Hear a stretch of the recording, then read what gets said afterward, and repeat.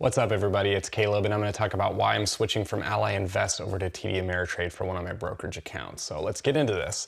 So first of all, why am I using Ally, or was I using Ally in the first place?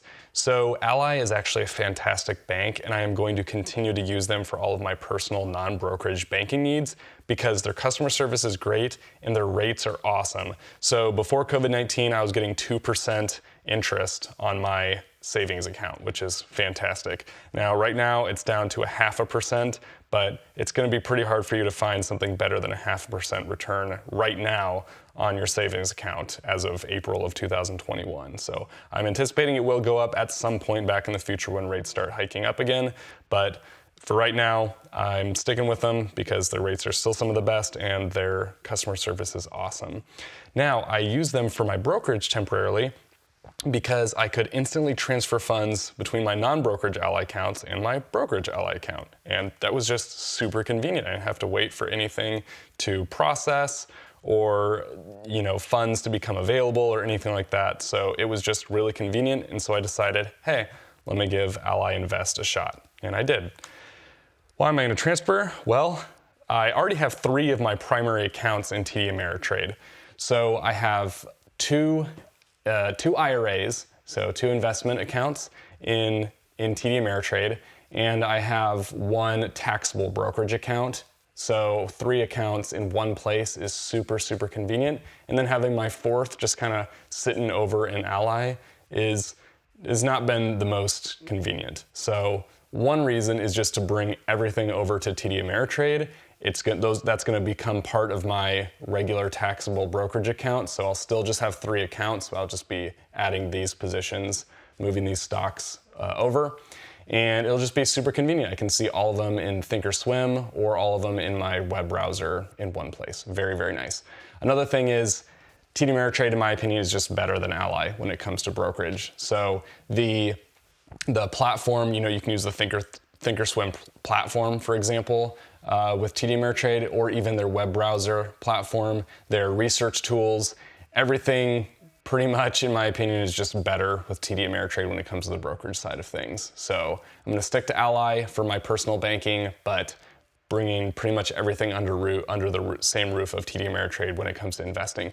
The one exception for that is going to be I have a 401k that is elsewhere, but that's just because I can't have my 401k in TD Ameritrade. That's just not offering. So I have part of that in Fidelity self-directed that I'm not managing as much, which is why I haven't provided any updates on my portfolio there. Maybe someday I will, but it's just ETFs for right now over there.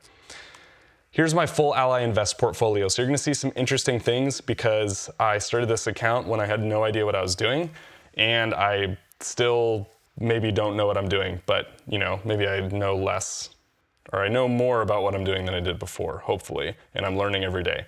So DHT, for example, is an oil tanker company. I kind of FOMO'd into that when the oil tanker thing was a craze with like NAT and DHT and I don't know, Scorpio or what, I don't know, all those different ones. So you can see my cost basis is not great, $7.75 as compared to the last trading price of $5.83. And I just have 30 shares though. I didn't go like crazy into this position. And then I have a few ETFs. One of them's like a bond, type ETF, some S&P 500, ETFs, Vanguard REIT ETF, and then 1 share of Pepsi. So let's get into what I'm going to do with these. First of all, we have to establish the purpose of my taxable brokerage account as opposed to my retirement accounts, which are obviously long-term. I'm going for more of a short to mid-term at this point, and it could change, and I'll keep you all updated on that, but basically, we bought some property. We bought 3 acres of land, and we're saving up money to build a house. So I do want to keep funds fairly liquid. I'm not putting all my savings in here. And I'm in a little bit of a tricky spot where I want this money to be available to us to build our house, but I also don't want our money just sitting in a savings account at 0.5% interest and just basically losing money due to inflation. That's a real concern. Even normal inflation, you're losing money having it sitting in a bank account at 0.5% interest, even if you're at a normal 2% inflation. So that's not ideal. So I'm trying to be fairly risk averse in this account right now. for the most part, and sometime I'm going to reveal the full portfolio. Right now I've only revealed little pieces, but mostly it's been in my IRAs where I've talked about different holdings that I have. I will do a full portfolio reveal at some point, just doing in pieces right now. But basically trying to be risk averse, and what may change about that is, depending on my comfort level, I may decide to actually keep putting more in and investing more and doing more long-term investing, realizing that maybe we won't be able to put down as much money in a house. Maybe we'll have a higher mortgage, but the higher mortgage will be acceptable because it'll be offset by the fact that if we absolutely needed to, if we hit some hardship, we could liquidate our assets as far as like stocks that we have in this non-retirement account. But otherwise, if we don't need to do that, then yes, maybe we're paying more interest and whatnot on the mortgage, but ideally we're getting a better return on our money in the stock market over here. And so for the long term, I think that it will work out better for us as long as we can be consistent in having our money in a brokerage and actually growing it that way, as opposed to putting more of it into our house. So I'm trying to weigh that out and find the right balance for that. So I'll keep you all posted on where I go with that. But basically for right now, I'm focusing on some safer plays, like I said, pretty risk averse, and I do like dividends in this account. Not everything is a dividend payer. In fact, my largest position in here, which is Facebook, is not a dividend payer. So, but the dividends are nice to kind of simulate getting some of the savings interest.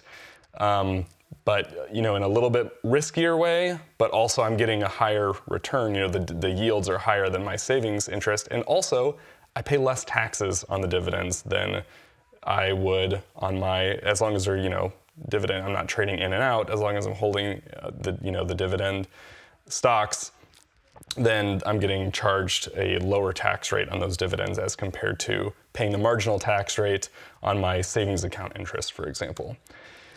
So what am I going to do when I transfer these positions over to my TD Ameritrade? Immediately I'm going to do nothing. I haven't quite hit the year period on all of these, I don't think. At some point I'll probably likely sell the HYLV ETF, just because the volume is so crazy low on that. It's just such a weird ETF to have. So I'll probably just throw a limit order at some point and sell out of that and reallocate it. Because I just have that one share of Pepsi, I'm probably gonna ditch that as well. It's actually pretty much done nothing for me, but maybe I'll look into Pepsi and evaluate whether I actually want to hold on to that or not. Maybe I will, who knows. DHT is a little bit more interesting because I actually just want to do some more research into it, because there are actually some analysts who project DHT to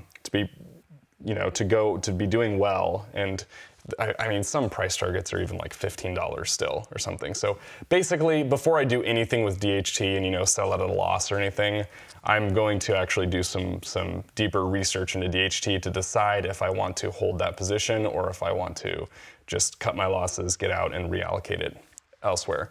And then I'm going to likely hold on to the other ETFs. I already have a bunch, actually. This SPHD, it's like a high dividend S&P 500 low volatility ETF. That is one of my larger positions already, so this will just be adding a few shares to that. SPY, that's just your classic S&P 500. That's just a good one to have. This Vanguard, this VNQ, this REIT here is actually performing pretty well for me, pays a decent dividend, etc. So I'll just hold on to that. And then VYM has also been performing pretty well because I bought in at a pretty low price, and it has a good yield as well. That's another Vanguard high yield ETF. So I will likely hold all 4 of these ETFs and just collect dividends on them and just hold them. Here's my disclaimer. I'm not telling y'all what to do. I'm just telling you what I have done and am doing. So I hope you all take care, and peace.